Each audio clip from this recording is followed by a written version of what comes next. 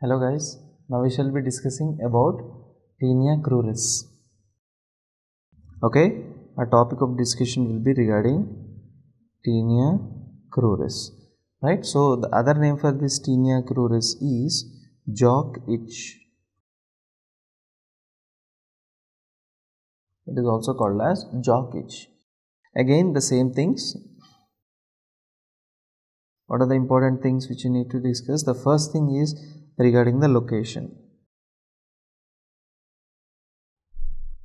where it is located.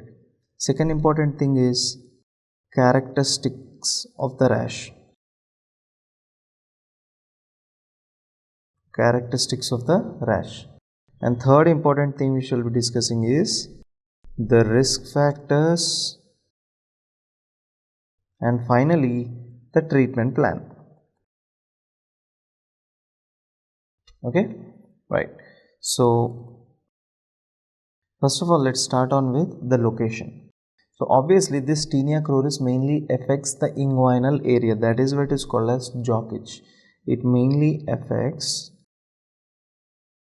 your inguinal region. It mainly affects your inguinal region. And if you look at this rash is a very well demarcated rash. Okay, so if you look at this rash, this is the rash here. So what can you tell about this rash? First thing is, this rash is having a very clear border, so you call it as a demarcated rash. Point number one. Point number two is that this rash is present on both the sides. It means it is symmetrical. Point number three is that this rash is not having any central clearing, right? Like we have discussed the previous in the previous topics, like for example like Tinea corporis, we have discussed that is called as a ringworm, where the border is erythematous, scaly, and there is central clearing. Here obviously it is erythematous, but there is no central clearing, right? So how can you describe about the rash? First thing, it is erythematous rash. This is an erythematous rash and it is symmetrical, and there is no central clearing,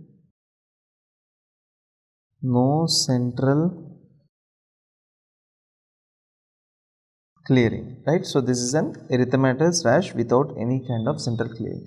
Obviously all these rashes, for example in Tinea Cruris, or for example in case of Tinea corporis or Tinea pedis or whatever it is, all these rashes have a common point, that is they are erythematous and they are scaly.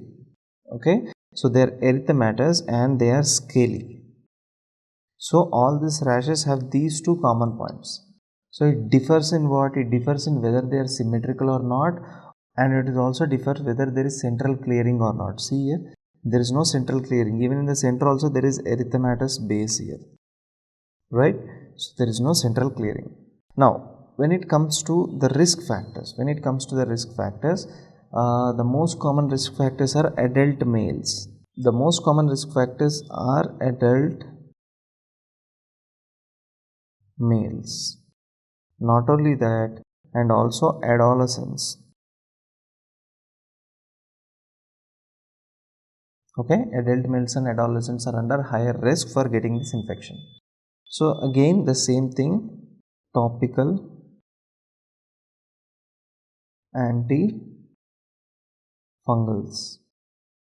are the treatment of choice. So this is all the important thing which you need to know regarding Tinea Cruris. Thank you so much for watching my video. Goodbye.